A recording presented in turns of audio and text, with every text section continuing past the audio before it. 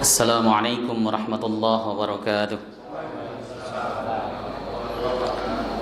Innal hamdalillah nahmaduhu wa nasta'inuhu wa nastaghfiruh wa na'udzu billahi min shururi anfusina wa sayyiati a'malina may yahdihillahu fala mudilla lahu wa may yudlil fala hadiya lahu. Asyhadu an la ilaha illallah wahdahu la syarika lahu wa asyhadu anna Muhammadan 'abduhu wa rasuluh. Allahumma fassalli wa sallim wa barik ala hadzal nabiyil karim nabiyina Muhammadin sallallahu alaihi wasallam wa ala alihi wa sahbihi wa man tabi'ahu ila yaumiddin, amma ba'du. Fa ya ibadallah ittaqullaha li anna Allah ta'ala yaqul fi kitabihil karim wa huwa asdaqul qailin ya ayyuhalladzina amanu ittaqullaha haqqa tuqatih wa la tamutunna illa wa antum muslimun. فإن أحسن الحديث كتاب الله وخير الهدي هدي محمد وشر الأمور محدثاتها وكل محدثات بدعة وكل بدعة ضلالة.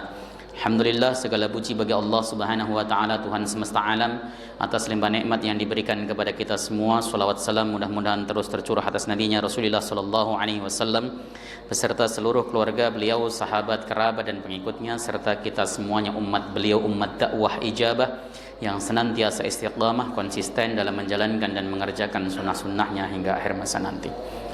Kita akan lanjutkan kajian kita kitab Taisirul Alam Sarah Umdatil Ahkam, masuk pada bab sujud syahwi. Bismillahirrahmanirrahim. Qala al-muallif rahimahullahu taala wa nafa'na bihi wa bi'ulumihi fid dharain. Rabbana shrah lana sudurana wa yassir lana umurana wahlul 'uqdatam min alsinatina yafqahu aqwalana. Amin ya rabbal alamin. Babu sujudi syahwi. Bab yang menjelaskan tentang sujud sahwi, sujud karena lupa. As-sahwu huwa an-nisyanu wa huwa tarku min ghairi ilmin. Yang disebut sahwi atau sahwu adalah lupa, yaitu meninggalkan sesuatu tanpa ia sengaja. Ya, karena memang lupa. Kalau sengaja berarti ya tidak lupa. Maka syariat ternyata di Islam atau syariat Islam ternyata mengajarkan kepada kita, jika kita melaksanakan sholat dan ada bagian daripada rukun atau sunnah ab'ad yang tertinggal, maka itu ada perintah sujud sahwi. Seperti itu.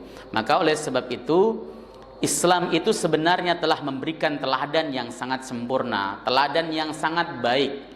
Kita tidak mungkin sebagai manusia itu bisa 100% terus selama hidup kita untuk melaksanakan sholat sembari sempurna terus. Ada kalanya kita lupa, apalagi kalau kemudian sholatnya dilakukan sendiri, itu sering lupa. Syaitan lebih gampang menggodanya.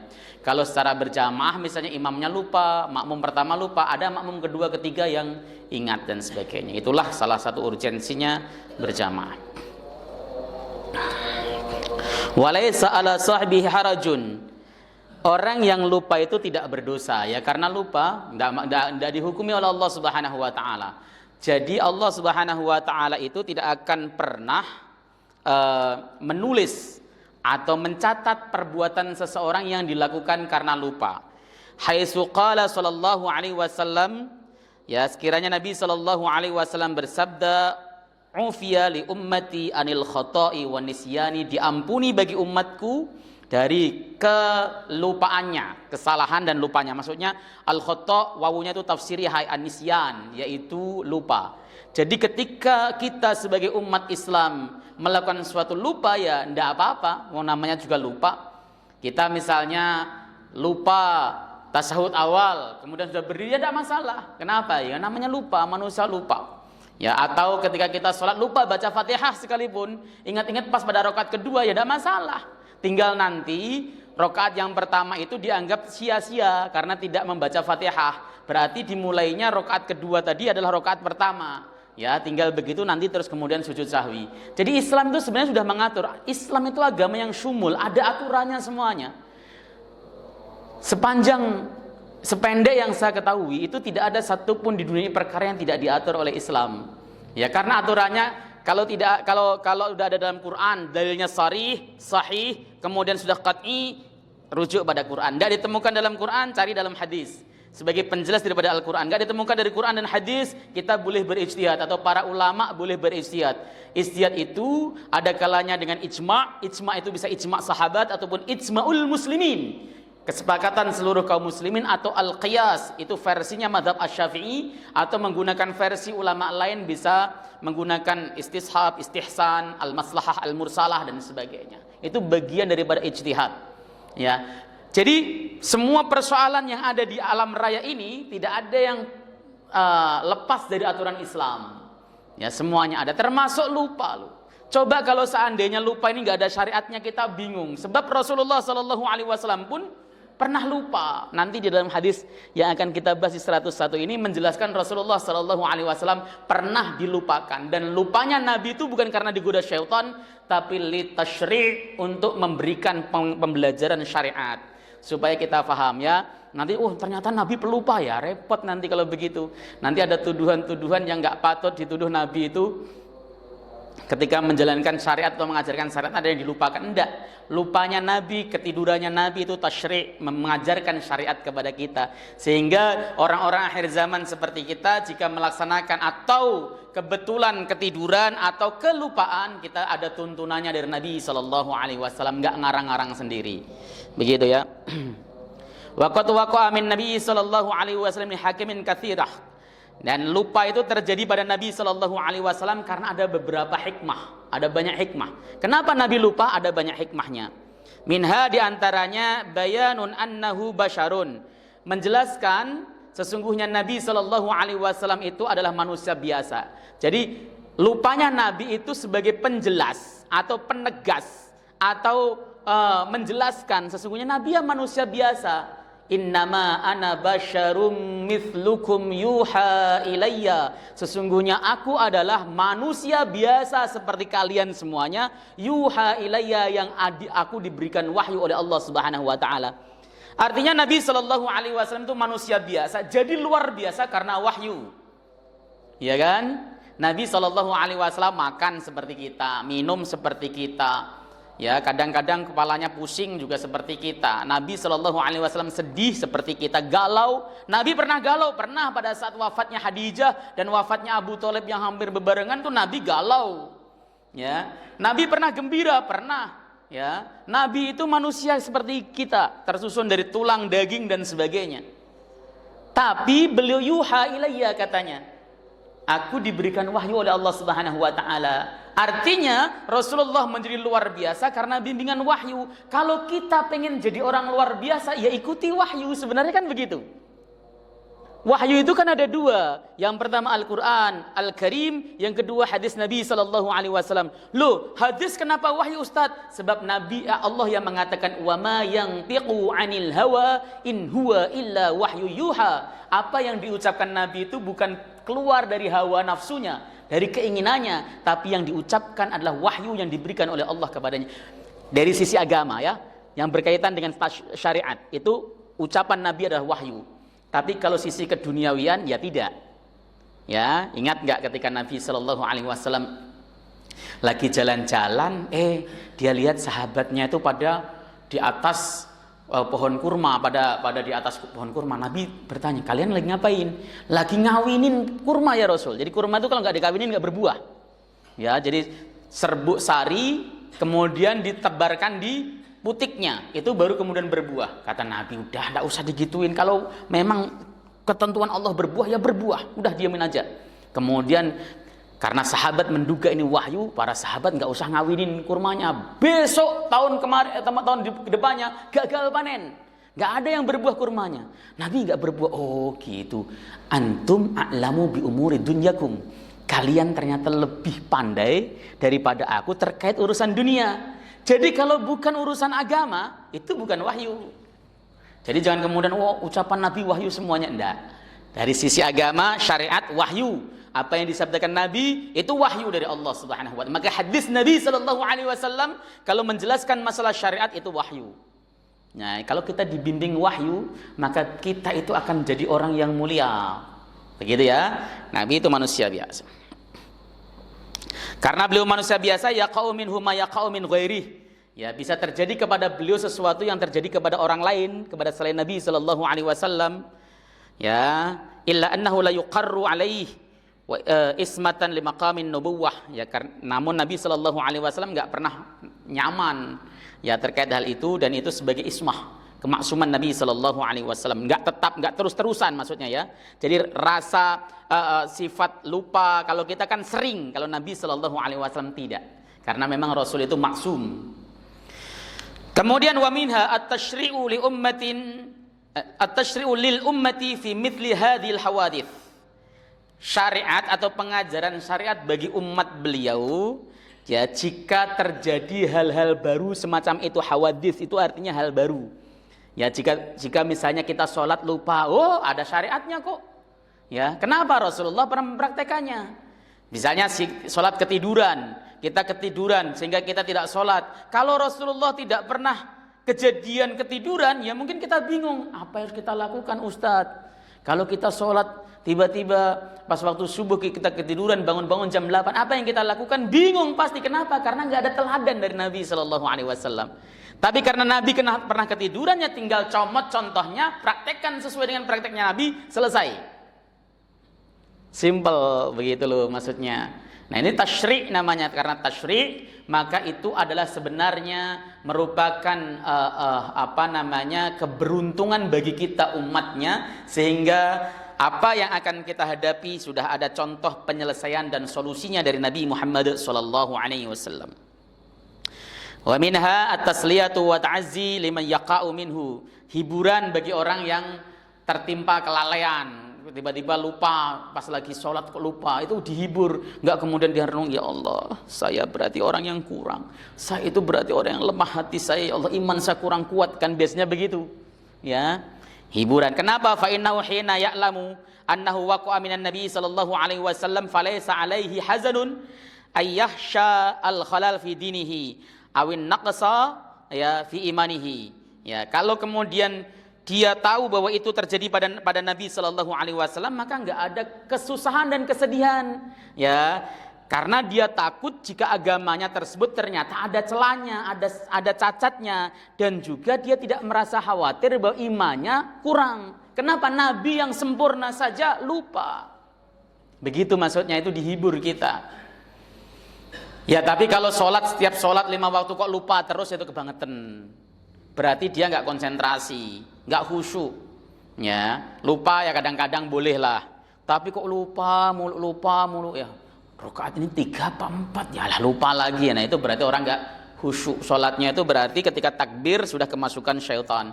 Maka itulah Pak, kenapa kok kita itu ketika sholat salah satunya disuruh merapatkan shaf, supaya syaitan itu tidak menggoda kita. Kalau hati kita digoda syaitan, kita itu sering lupa. Jadi ketika shaf kita renggang, syaitan itu masuk ke shaf bukan ikut sholat. Bukan ikut sholat, karena ada yang mengatakan, ya nggak apa-apa lah kalau kemudian renggang syaitan di situ, kan dia malah ikut sholat. Itu salah. Syaitan di situ nggak ikut sholat, tapi menggoda kita sehingga kita tidak bisa khusyuk pada saat sholat. Disuruh dikritik-kritikin, pikiran kita kemana-mana, habis itu nguap udah. Ketika nguap syaitan udah masuk berapa kali itu. Jadilah kita lupa, 4 apa 3 ya? Sudah ini atau belum ya? Terus digoda terus. Ya, seperti itu. Asbabus sujud lahu salasah. Sebab-sebab sujud itu ada 3. Yang pertama, imma ziyadatun fis salat.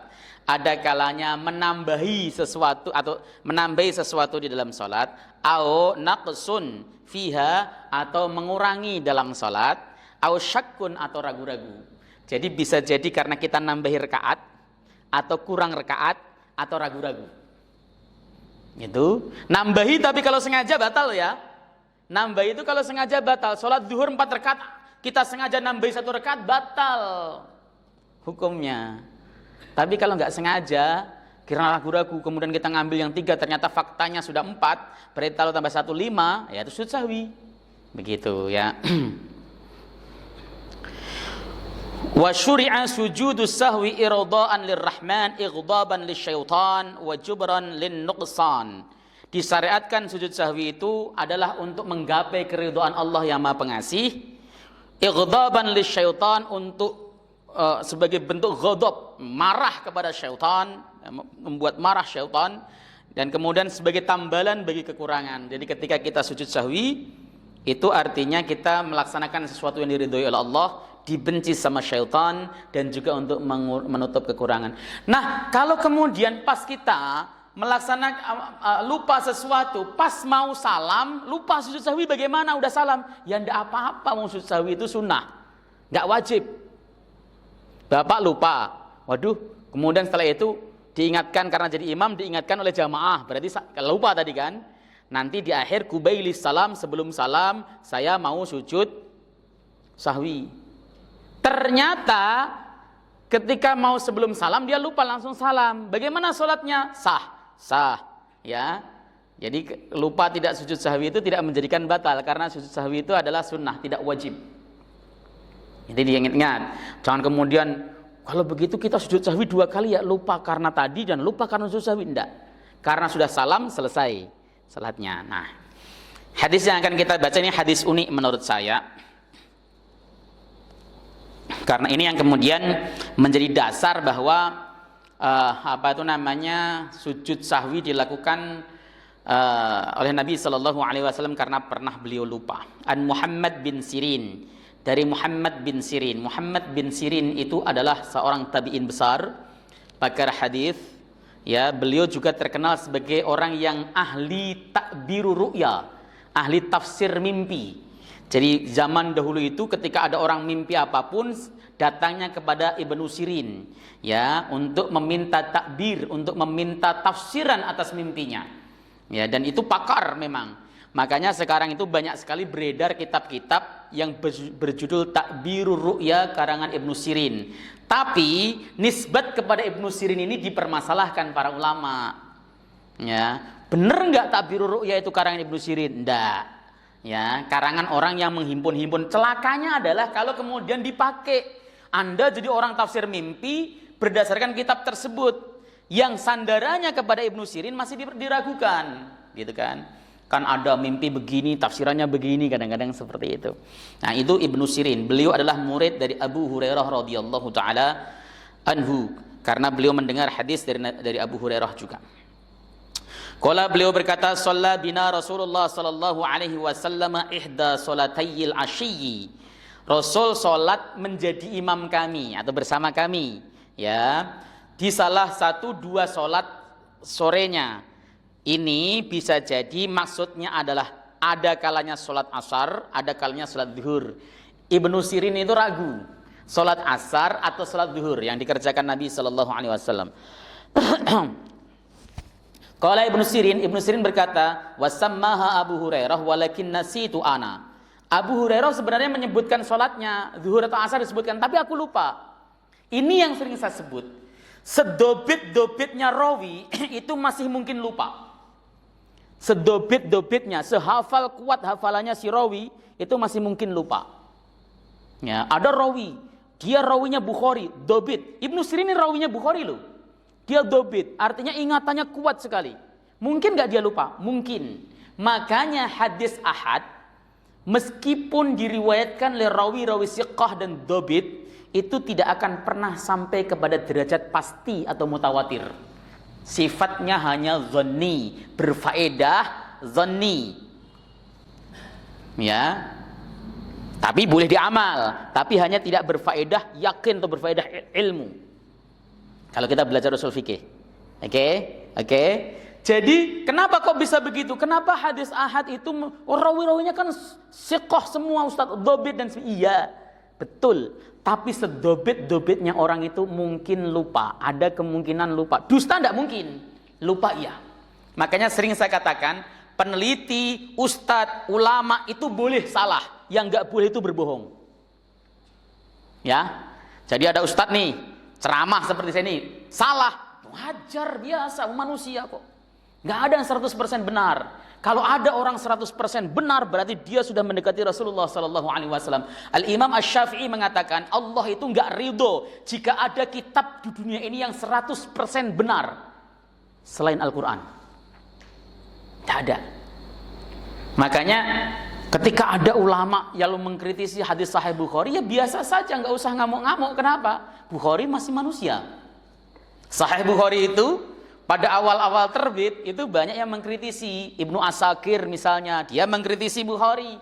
Bahkan beliau mengatakan Bukhari itu banyak hadis dhaifnya karena beliau menulisnya secara muallaq.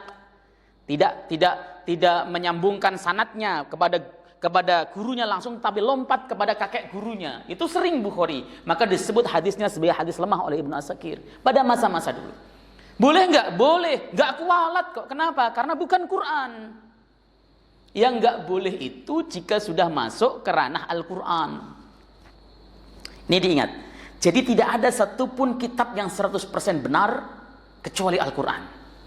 Itu kata Imam Syafi'i ketika beliau menulis kitab Ar-Risalah. Jadi kalau begitu, Ustadz ceramah salah boleh nggak? Boleh.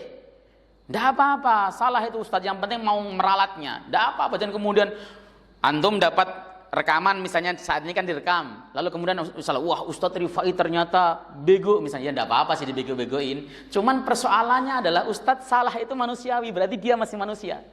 Saya pernah ceramah begini, ketika menjelaskan penduduk surga. Ya, saya jelaskan penduduk surga itu tidak punya bulu semuanya kecuali jenggot, gitu kan. Saya bilang, Ustadz, dalam hadis ini diterangkan bahwa penduduk surga nggak punya jenggot, Ustadz. Iya, saya salah.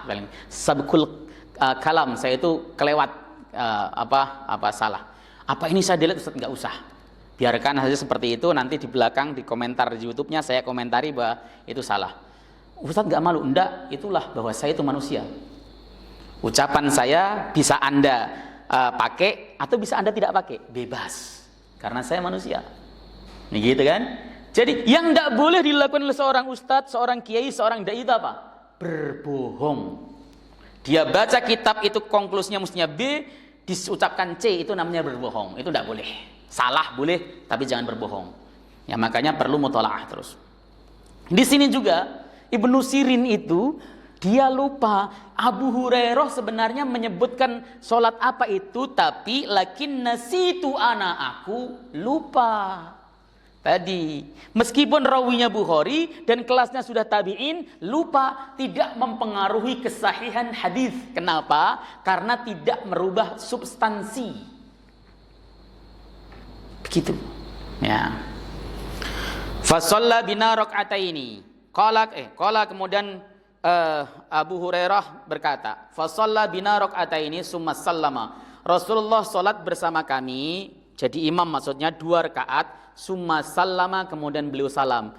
Ini kejadiannya siang. Kalau enggak zuhur ya asar. Kalau salatnya 2 rakaat berarti kemungkinannya adalah 2. Kalau enggak lupa ya dikosor. Kan begitu kan? Karena salatnya adalah salat zuhur ataupun salat asar. Faqama ila hasyabah ma'rudatan fil masjid. Kemudian Rasul menuju kepada hasyabah kayu yang melintang di dalam masjid. Di situ beliau fattaka 'alaiha, beliau bersandar kepadanya, fakannahu ghadbanu, seakan-akan beliau itu sedang marah. Rasul itu kalau berpikir keras itu seakan-akan beliau sedang marah. Kalau diterangkan di dalam kitab Syanwani, Rasulullah itu memikirkan umatnya, saking seriusnya wajahnya itu tidak ada senyumnya sama sekali, seakan-akan lagi marah. Seakan-akan ya, bukan marah beneran. Tapi kalau diterangkan dalam kitab Taisirul Alam ini, maksudnya Rasulullah itu merasa ada yang kurang. Saya itu ada yang kurang apa? Tapi apa nggak tahu. Maka beliau seperti orang yang merenung, kayak nggak terima hatinya. Sholat nggak terima hatinya, seakan-akan loh ya. Maka di sini dikatakan walamma kana sallallahu alaihi wasallam kaminan la tatma'innu nafsu illa bil amali tam. Nabi itu kan orang sempurna, jiwanya tidak akan pernah tenang kecuali melakukan sesuatu yang sempurna. Ya, wa sya'ara binaqsin wa khalalin. Beliau merasa ada yang kurang, ada yang cacat, tapi la yadri ma sababu. Beliau tidak tahu apa sih sebabnya. Ada yang kurang. Kalau kita, saya kok merasa ada yang kurang, tapi apa? Seakan-akan kan mikir keras. Faka'nahu ghadban.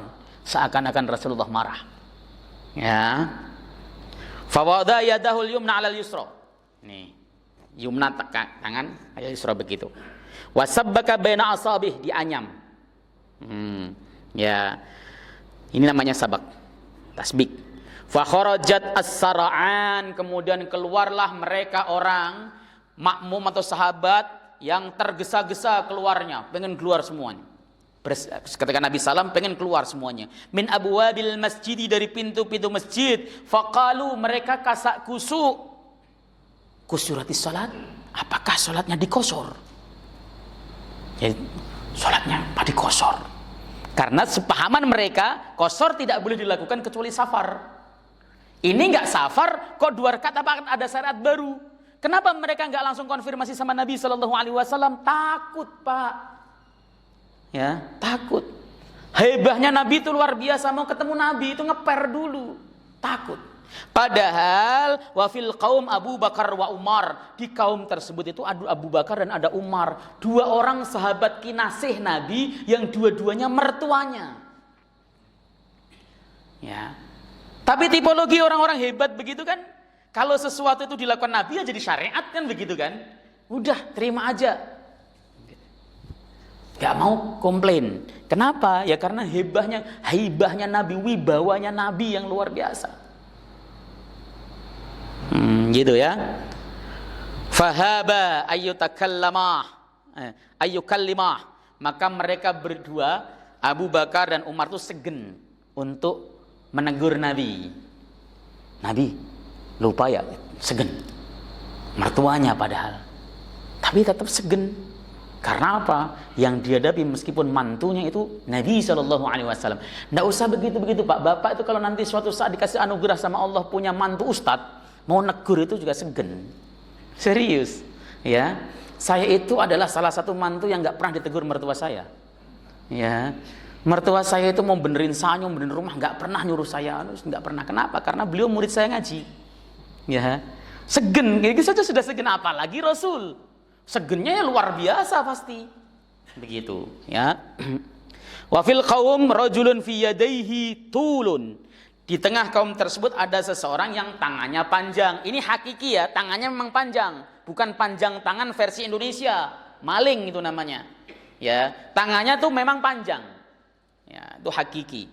Karena kalau kita bicara masalah tulul yad, itu ada yang maknanya hakiki, ada makna majazi. Seperti contoh, ketika Rasulullah Shallallahu Alaihi Wasallam mengatakan kepada seluruh istrinya, di antara kalian yang paling pertama kali ketemu denganku adalah mereka yang panjang tangannya. Ketika Nabi bersabda begitu, istrinya Nabi pada ngukur-ngukur tangan. Siapa yang paling panjang duluan? Ternyata yang paling panjang tangannya Sofiyah. Tapi yang wafat Saudah. Lu apa Nabi salah? Oh enggak, ternyata Saudah itu istri Nabi yang paling rajin sedekah. Maka maksudnya panjang tangannya adalah orang yang gampang memberi.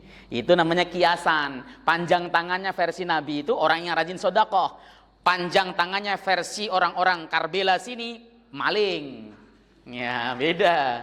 Ya, makanya kalau kita melakukan pengkajian itu pendekatannya versi bahasa Arabnya sono. Oke. Ada orang yang tangannya memang panjang. Yuqalu lahu dzul yadain. Dia dipanggil dengan nama dzul yadain. Ya, sahabat Nabi Shallallahu Alaihi Wasallam yang bernama dzul yadain. Faqala, kemudian dia berkata, berani dia. Ya Rasulullah, wahai Rasul, anasita am kusirta as-salah, am kusirat as-salah. Anda lalai, Anda lupa, ataukah sholatnya dikosor? Ini ada yang memberanikan diri. Jadi sebenarnya menegur orang utama, ya orang mulia kalau salah itu nggak terlarang. Ya, kita boleh untuk haibah. Kita boleh untuk segen, silahkan. Tetapi ketika saya itu pengen konfirmasi, kok begini, benar apa tidak? Saya itu punya murid, Pak. Saya jadi imam, pernah jadi imam. Saya baca salah. Orang-orang nggak berani negur. Tapi murid saya berani negur, tapi bertanya kenapa? Dia merasa Ustadz itu tahu qiraatus sab'ah, ngerti qiraat 7. Sementara dia baru tahu qiraat 1 imam dari Imam Hafaz. Nah, dia tanya, Ustadz, apakah ada bacaan lain selain yang begini dari qiraat sab'ah? Tidak ada, bilang gitu. Berarti antum keliru, salah. Oh, salah ya saya? Iya, salah. Itu namanya konfirmasi. Tidak masalah. Ya. Ada huruf H dibaca panjang dan sebagainya. Apakah ada qiraat? Itu konfirmasi. Jadi memberitahu, negur seorang yang alim dengan nada konfirmasi itu lebih elegan dibanding dengan langsung menghakimi. Mohon maaf Ustadz, tadi Anda melaksanakan seperti itu emang wujud dalil syar'inya ataukah itu istinbat para ulama ustadz? Itu kan bertanya sebenarnya. Klarifikasi. Itu boleh. Silahkan, boleh. Ya, klarifikasi dengan cara baik itu boleh. Kalau kita sudah klarifikasi, lalu sudah dijawabi, itu selesai tugas kita klarifikasi. Saya itu pernah mengklarifikasi seorang imam.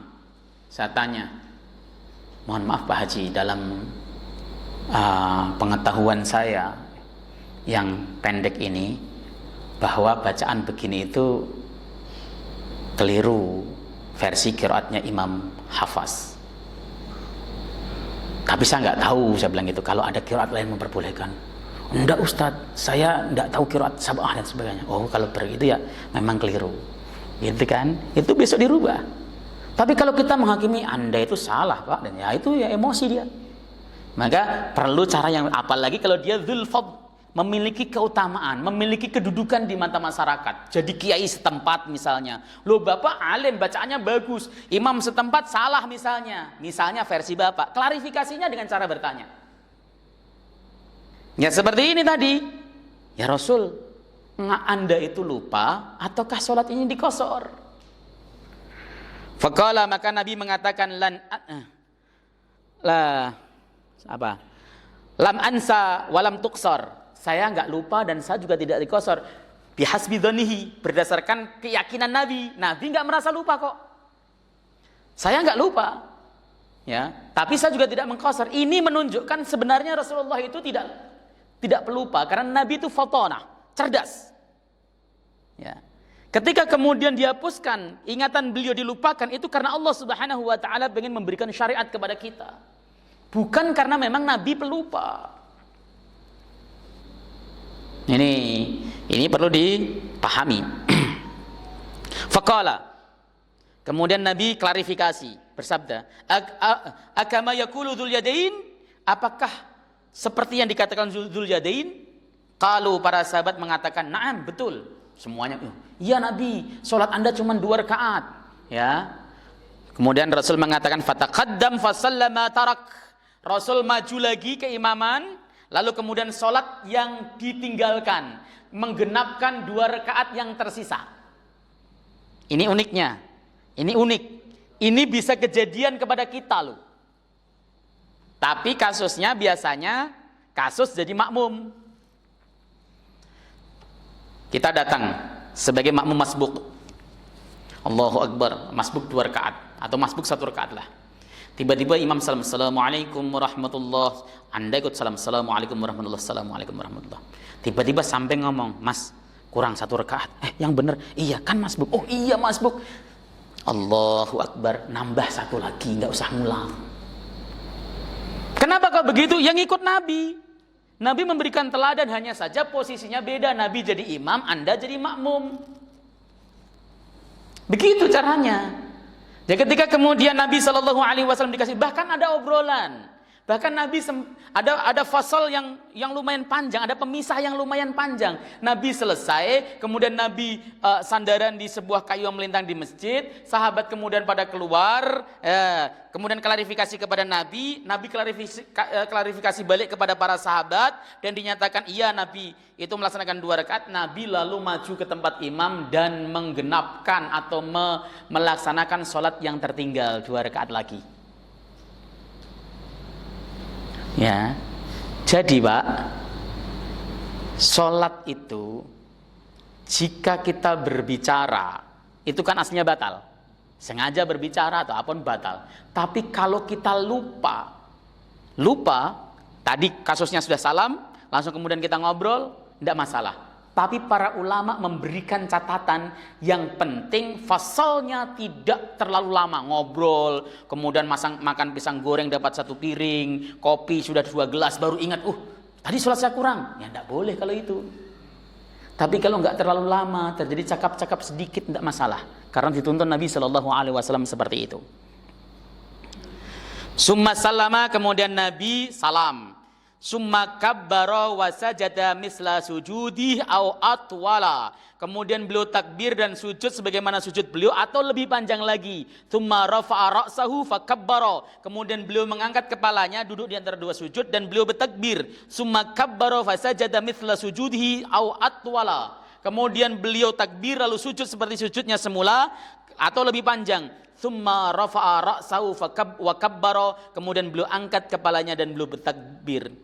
Farubama sa'aluh, dan terkadang mereka pada bertanya kepada Ibnu Sirin, tsumma sallama, apakah Nabi salam lagi?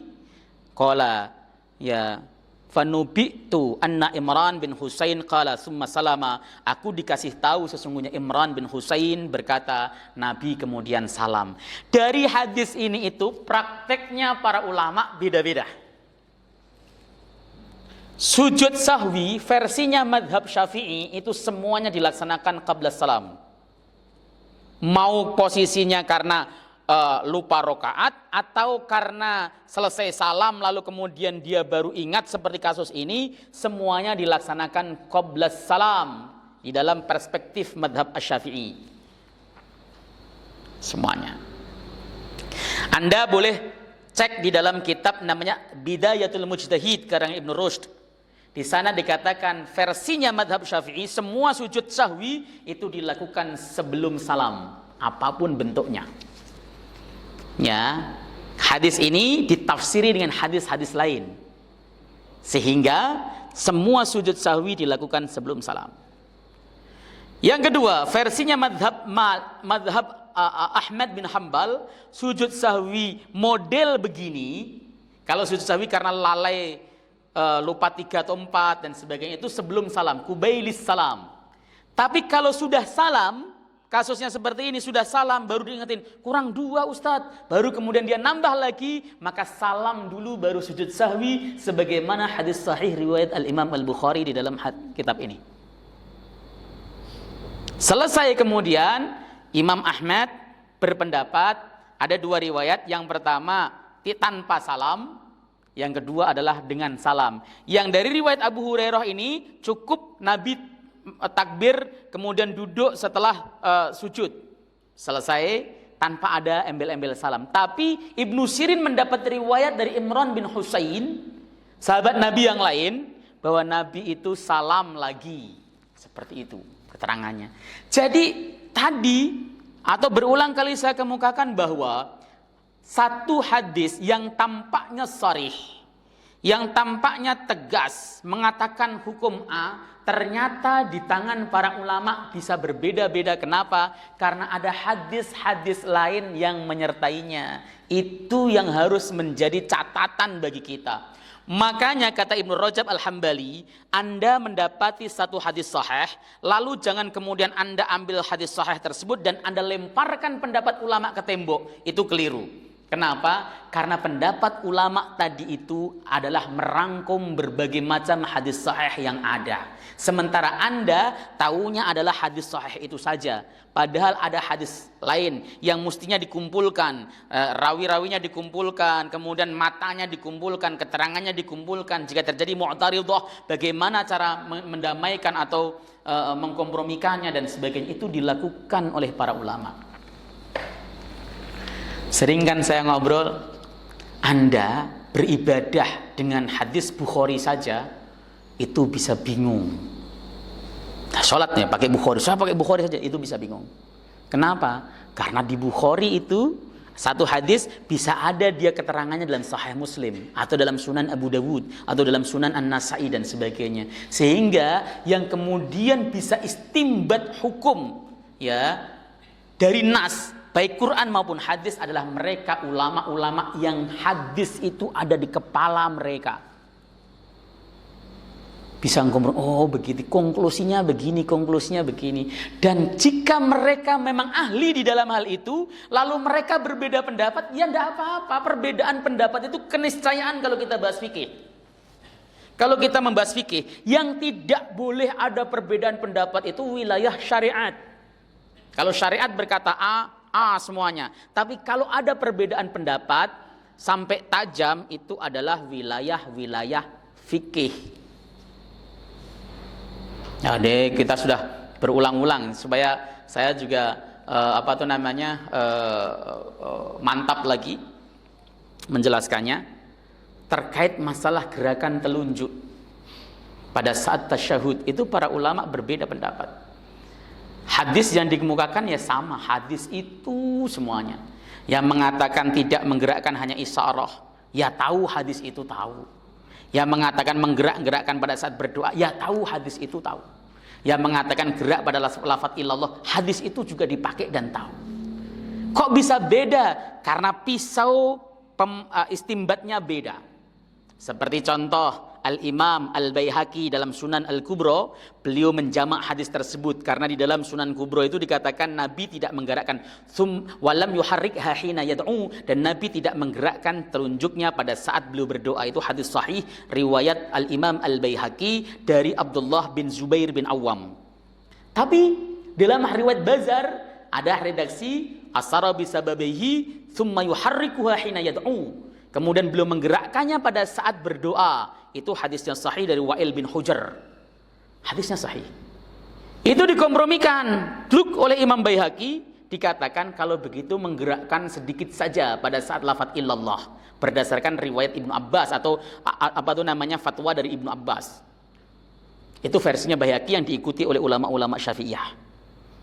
Syekh Nasiruddin Al-Albani dalam fikih salatnya mengatakan beliau menggunakan pendekatan kaidah al-musbit muqaddamun 'alan nafi, yang mengatakan ada didahulukan daripada yang mengatakan tidak, yang mengatakan bergerak menggerakkan didahulukan daripada yang mengatakan tidak menggerakkan. Maka meskipun dua-duanya sahih, yang tidak menggerakkan dikalahkan karena kaidah tadi al-musbit muqaddamun 'alan nafi. Itu pakai kaidah itu. Muhammadiyah, beliau mengatakan bahwa semua hadis yang menjelaskan tentang kata menggerakkan itu sahih, tapi hanya dari jalur Wa'il bin Hujr, dan itu menentang semua kitab hadis yang ada. Bukhari tidak menyebutkan kata menggerakkan, hanya kata isyarah. Muslim hanya kata isyarah, asara bisababihi, beliau isyarah dengan telunjuknya tanpa ada menggerakkan. Nasai, Abu Dawud, Tirmidzi dan sebagainya. Maka ketika ada satu hadis sahih menentang banyak hadis sahih, maka hadis tadi dihukumi shadz yang tidak boleh dipakai.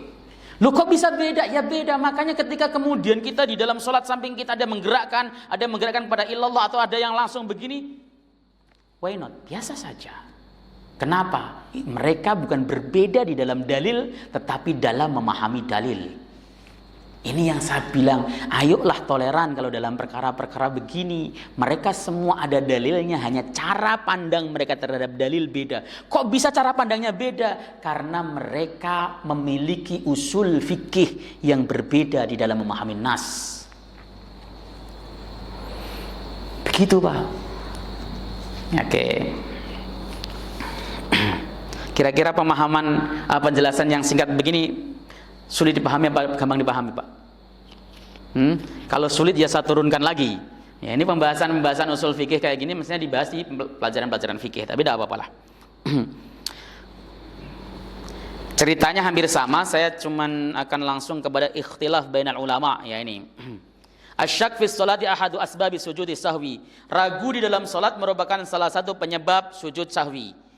Rawa Muslimun an Abi Sa'id annahu sallallahu alaihi wasallam qala idza saka ahadukum fi salatihi falam yadri kam salasan am arba'an falyanzur fi syakki wal yabni ala mastaiqana ya summa yasjudu sajdataini qabla ayyusallima. Sudah. Oke.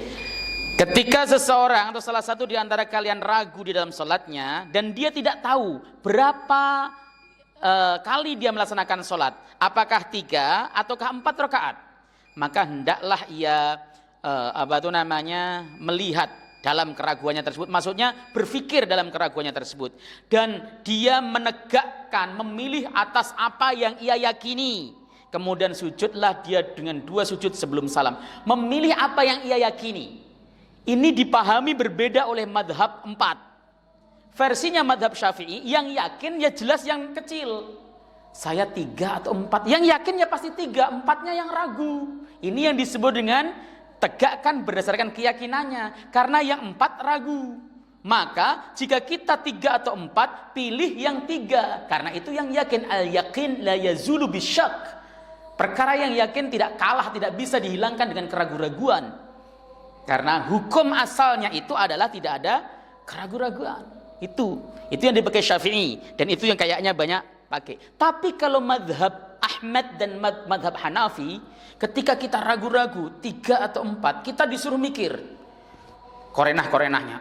Tadi dah berarti 4 ini. Kalau dia yakin pada saat itu 4, maka dia langsung bisa menyempurnakan sholatnya. Redaksi hadis ini ditafsiri 2. Yang pertama kata Syafi'i, pilih yang jelas yakin, yaitu yang kecil. Yang kedua, versi Ahmad bin Hanbal dan Imam Abu Hanifah, yang dipilih adalah yang kita pada saat ragu kita pikirkan, udah jelas 4 ini tadi, karena ada korenahnya begini, udah selesai. Itu yang dipilih, ya. Di lain berikutnya, di pertemuan berikutnya ini akan saya bahas ulang tentang masalah khilaf ulama karena bahasnya panjang, ya. Kalaupun saya paksakan selesai, ya jam 9 baru selesai karena memang sangat panjang sekali penjelasannya. Mudah-mudahan bermanfaat. Ada yang ditanyakan, muskil? Silakan, Pak.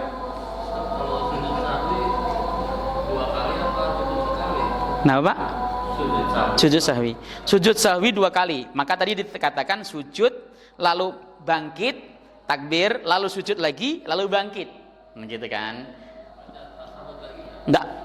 Ubaili salam kan, posisinya sebelum salam. Begitu sujud, baca subhanallah aja, subhana rabbiyal a'la boleh.